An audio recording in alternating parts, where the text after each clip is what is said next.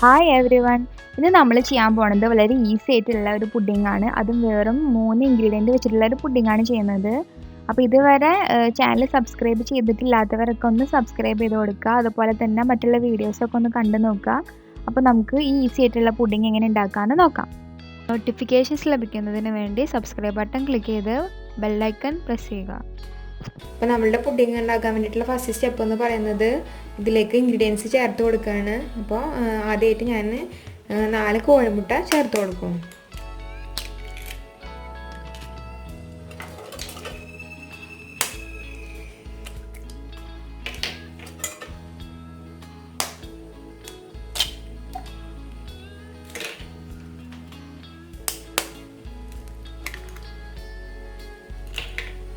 അപ്പോൾ നമ്മൾ ടോട്ടൽ 4 കോഴിമുട്ട ഇതിലേക്ക് ചേർത്ത് കൊടുത്തിട്ടുണ്ട്. നമ്മൾ വെള്ളയും മഞ്ഞയും ഒരുമിച്ചാണ് ചേർത്തിട്ടുള്ളത്, സെപ്പറേറ്റ് ഒന്നും ചെയ്തിട്ടില്ല. നെക്സ്റ്റ് നമ്മൾ ഇതിലേക്ക് 5 ടേബിൾ സ്പൂൺ പഞ്ചസാര ചേർത്ത് കൊടുക്കാം.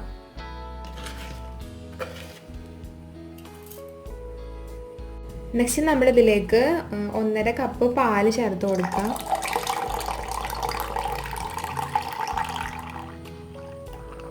ആൻഡ് ഫൈനലി നമുക്ക് കുറച്ച് വാനില എസൻസ് ഒഴിച്ച് കൊടുക്കുക. അത് മുട്ടയുടെ ചോയ വരാതിരിക്കാൻ വേണ്ടിയിട്ടാണ് നമ്മൾ എസൻസ് ഒഴിച്ച് കൊടുക്കുന്നത്. ഇപ്പോൾ വാനില എസൻസ് ഇല്ലാത്തവരത് ഒഴിച്ചെടുക്കേണ്ട ആവശ്യമില്ല.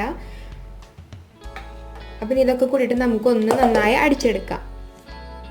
അപ്പോൾ നമ്മളിത് അരച്ചിട്ട് നല്ലോണം അരഞ്ഞ് കിട്ടിയിട്ടുണ്ട്. അപ്പം ഇത് നമുക്ക് പുഡിംഗ് ട്രേയിലേക്ക് ഒഴിച്ച് കൊടുക്കാം. അപ്പോൾ നമ്മളുടെ പുഡിങ്ങിന് കുറച്ച് ഭംഗി കിട്ടാൻ വേണ്ടിയിട്ട് ഞാൻ കുറച്ച് പഞ്ചസാര കാരമലൈസ് ചെയ്ത് വെച്ചിട്ടുണ്ട്. ഒരു ടീസ്പൂൺ വെള്ളത്തിൽ 4 ടേബിൾ സ്പൂൺ പഞ്ചസാര ഇട്ടിട്ടാണ് ഇങ്ങനെ കാരമലൈസ് ചെയ്തത്. അപ്പോൾ ഇനി ഇത് നമുക്ക് ആദ്യം പുഡിംഗ് ട്രേൻ്റെ ബേസായിട്ട് ഒഴിച്ച് കൊടുക്കാം. ഇങ്ങനെ കാരമലൈസ് ചെയ്തിട്ട് ചെയ്യണം നിർബന്ധമൊന്നുമില്ല. നമ്മൾ സെർവ് ചെയ്യുമ്പോൾ ഒരു ഭംഗിക്ക് വേണ്ടിയിട്ടാണ് കേട്ടോ അങ്ങനെ ചെയ്യണത്.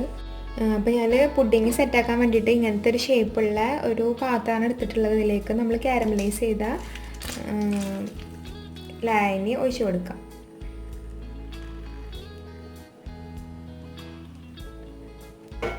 ഇനി ഇതെല്ലാ ഭാഗത്തേക്കും ഒന്ന് സ്പ്രെഡാക്കി കൊടുക്കാം.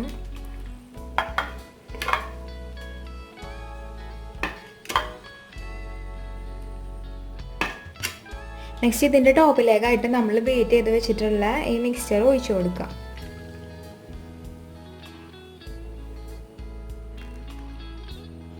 ഇപ്പോൾ ഈ പാത്രത്തിൻ്റെ ടോപ്പിലേക്ക് നന്നായിട്ട് വന്നിട്ടില്ല, ഒരു 1/4 ഭാഗത്തോളായിട്ട് അതുള്ളത്. അപ്പോൾ നമുക്കിതൊരു ഫോയിൽ പേപ്പർ വെച്ചിട്ട് കവർ ചെയ്ത് കൊടുക്കാം.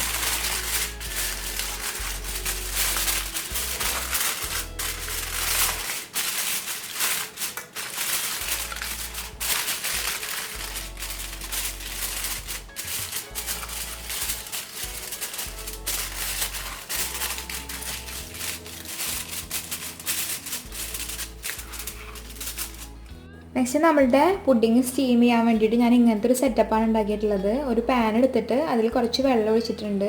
നെക്സ്റ്റ് അതിൽ നമ്മൾ ഈ പ്ലേറ്റൊക്കെ വെക്കുന്ന സ്റ്റാൻഡ് ഉണ്ടല്ലോ, പാത്രങ്ങളൊക്കെ വെക്കുന്ന ആ ഒരു സ്റ്റാൻഡ് ഇട്ട് കൊടുത്തിരിക്കുകയാണ്.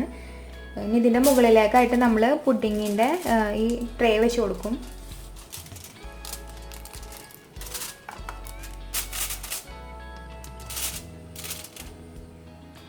ഓൾറെഡി ഞാനതൊന്ന് ചൂടാക്കാൻ വെച്ചിട്ടുണ്ടായിരുന്നു, അതിൽ നിന്നാണ് ആവി വരുന്നത് കേട്ടോ.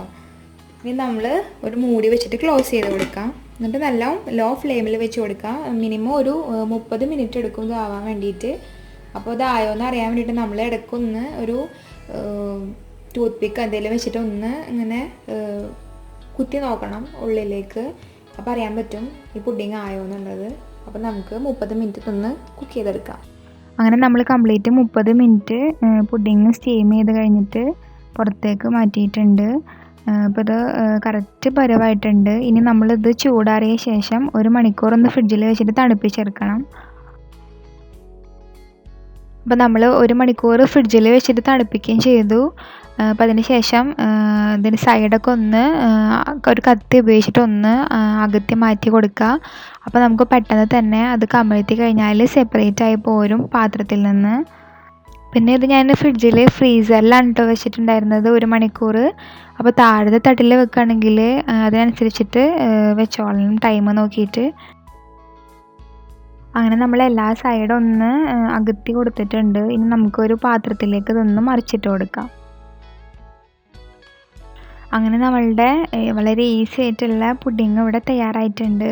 യാതൊരു കുഴപ്പമില്ലാതെ കറക്റ്റ് പാകമായിട്ടാണ് കിട്ടിയിട്ടുള്ളത്. അപ്പോൾ ഇത് എല്ലാവരും വീട്ടിൽ ട്രൈ ചെയ്ത് നോക്കുക.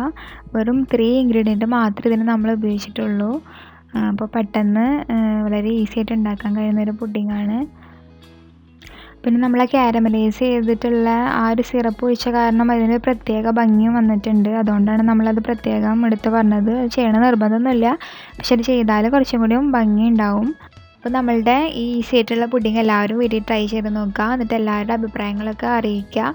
അതുപോലെ ഈ ചാനൽ ഇതുവരെ സബ്സ്ക്രൈബ് ചെയ്യാത്ത ആൾക്കാരാണെങ്കിൽ ചാനലൊന്ന് സബ്സ്ക്രൈബ് ചെയ്ത് കൊടുക്കുക. അതുപോലെ തന്നെ ബെല്ലൈക്കണും പ്രസ് ചെയ്യാൻ മറക്കരുത്. പിന്നെ മുമ്പത്തെ വീഡിയോസൊക്കെ കണ്ടിട്ട് അതിൻ്റെ അഭിപ്രായങ്ങളും അറിയിക്കുക.